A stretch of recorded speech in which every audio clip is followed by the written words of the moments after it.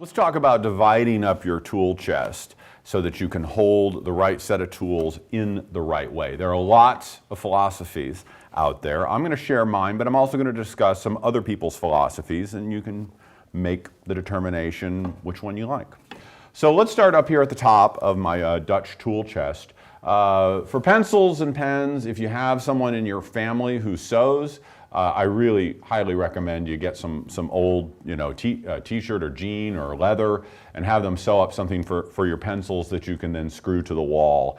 You can do a wide variety of things with leather that'll protect your tools and keep the pencils all in the same place.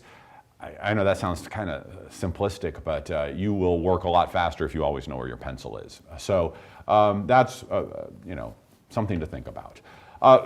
Holding saws. There are lots of philosophies for holding saws and creating what is called a saw till. And we're going to look at a couple of them that are used in this chest, and we'll talk about a couple other historical ones. So this saw till is very simple, but what I like about it is that there's nothing to really secure the saws. They are just held by their own weight and drop in and slide in from either side.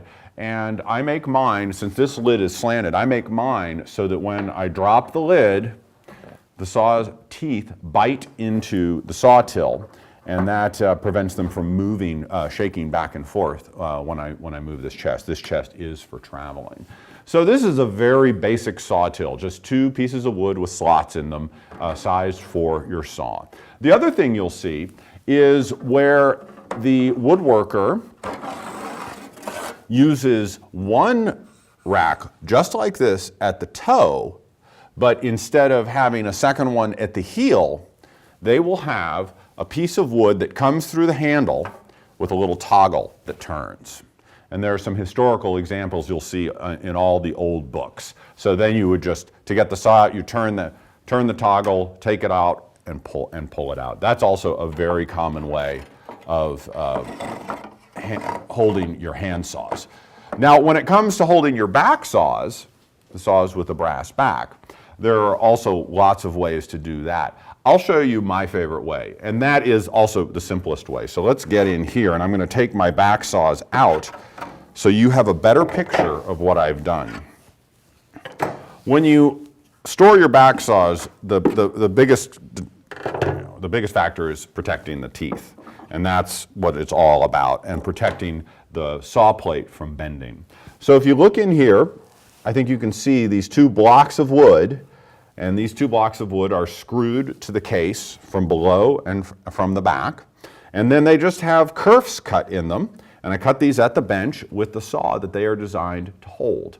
And so it custom fit, it goes all the way down to the back if I want to make it that deep, but they just drop right in that kerf, and they're held securely. The teeth are protected, they're held up above the chest, and they won't bang into each other, and the plates won't get warped. So you can put a till like that anywhere on the floor of a tool chest. If you have a big floor chest, you can screw it to a wall. I think it's like one of the simplest ways to work. It's a good place to start, and if you don't like that, you can always change, especially if you don't glue it in, if you just screw it in. The other thing you'll see is a sheath, and this works sort of like a sword, like the scabbard and sheath for a sword, where you'll have a rack that will hold the saw, and then you just simply pull it out like that.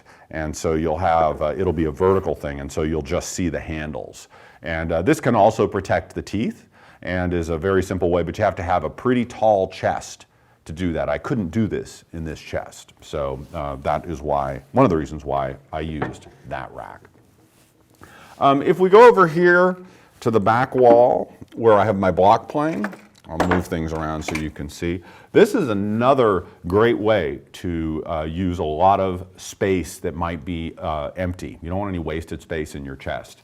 And so I have this little leather-made sheath for my block plane. You can make these for whatever tool you use and it's handy all the time. I mean, you can't put a block plane in a tool rack, so that is the next best thing. It's either in your apron or in its sling. This protects the blade.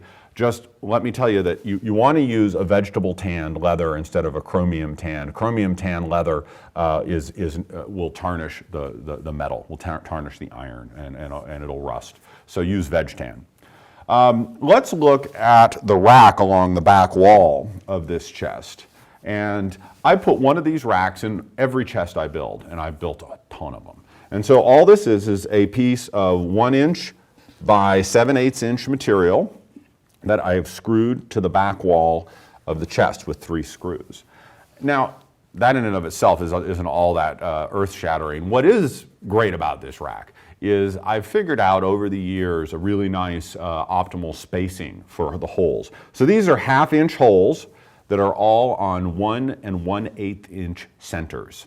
So every 1/8 of an inch, there's a 1/2 inch hole. And I found that 1/2 inch holes are pretty much what hold almost all tools, you know, so that'll hold my gauges, it'll hold my sets, it holds these and keeps them, you know, so that they're not too far spaced apart and they're not all jammed together. And the only holes that are different are the ones for the chisels that are wider than a 1/2 inch. So I have a 3/4 inch hole back here, and I think this is a 5/8 inch hole. And those are just overlapped when I make them on the drill press so that the blade can get through. Other than that, I use 1/2 inch holes for everything. As you can see, it works really well for holding all the tools. And so you can put these racks anywhere. Yeah, usually on a big floor chest like the one we build in the DVD, I'll put it on the front wall. So all my tools will be lined up right here where I can just put my hands on them and reach for them, sort of like a surgical suite. So that takes care of racks, and you can put, like I said, those racks anywhere. Some people even put them on the front edge of their bench, the front edge facing you, which would be the back edge for me. So let's talk about how to store the hand planes and some of the other sort of general tool sorting stuff. Now, one philosophy, which is one that I use in my chest at home, is that you don't do anything. You just have a wide open space. You know, sort of like I have this space down here below this chest, and this area down here has got, you know, nothing. I can pile stuff in there all day. What's nice about that is that you can get way more material in here than if it were divided up with little cubby holes. The downside is, well, 2 things. Number one, if you have sharp edges that are exposed and out, like I wouldn't want to put my saws down there because the teeth would get damaged by knocking around with the other tools. The other disadvantage is that, you know, there are just some people who at Thanksgiving don't want their peas touching their gravy, touching their stuffing. And if you're one of those people, you're going to use a different system. And so if we go back and look up here in the top of the chest, you'll see what I like to call sort of a NASA system of arranging tools. And this is what we call French fitting. Or you know, they would say sort of a shaker style, which is you know, a place for every tool and every tool in its place. So I have made little cubby holes that are designed just for one tool. So this jack plane only fits in this hole. That's its hole. It's always in that hole. It doesn't knock around the other tools. And so this is commonly called French fitting, and you can take this to an extreme NASA-like perspective where even, you know, every divider has like a little foam cutout that this drops into. I don't go for that. I have these cubbies here because this chest travels, and so this does get knocked about and has fallen off a truck. And so I really don't want these to move around. So I want to protect my 3 bench planes, and so that's why I've used the French fitting here.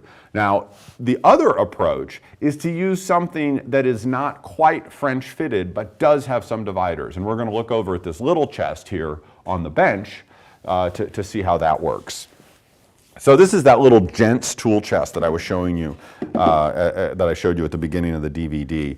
And so you'll have, a lot of these chests will have tills or trays that are removable that have, you know, some dividers in them.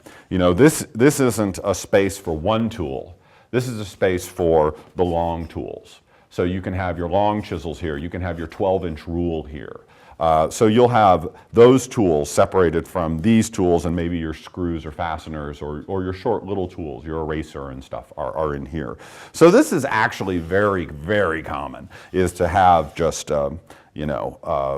somewhat structured cubbies, not entirely NASA French fitted, but okay. And then another approach, one that I generally don't use, but this woodworker did, is you have little boxes that are then will be stacked. You'll have several of them, and they'll be stacked and arranged on the inside of your chest. And like this would be, the box that holds, all the materials you use for screwing and unscrewing screws. And so you take this and you grab it and you take this to the bench. And so it's kind of a modular or compartmentalized system. I find that these get all mixed up and you don't know where anything is, and which is why I don't use these, and I also don't use drawers. That's another thing, is I'm not really talking much about drawers or showing you drawers, because I really don't think drawers are the best way to store tools, because drawers conceal. You can't really see when you're working what's inside the drawer. And if you forget or you misplace something, you may spend a lot of time using it. Whereas I can just glance right here, I can see what's missing, I can see what is there, and I can grab it all in one motion. I don't have to pull any drawer out and root around in it. And then, the last way is, like I pointed out below on the Dutch chest, is to have tills that really have no dividers whatsoever, which this is the middle till in our chest that we built.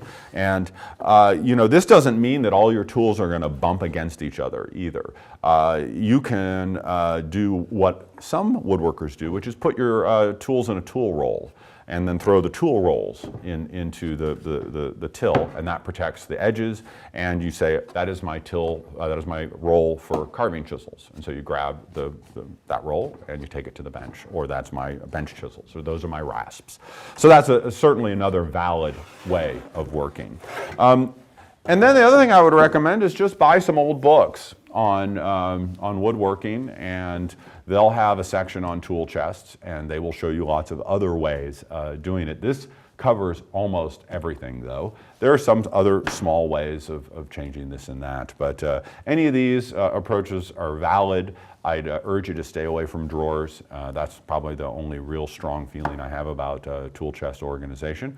But other than that, make it so you can grab any tool with ease, and you can always know where they are, and you'll be in good shape.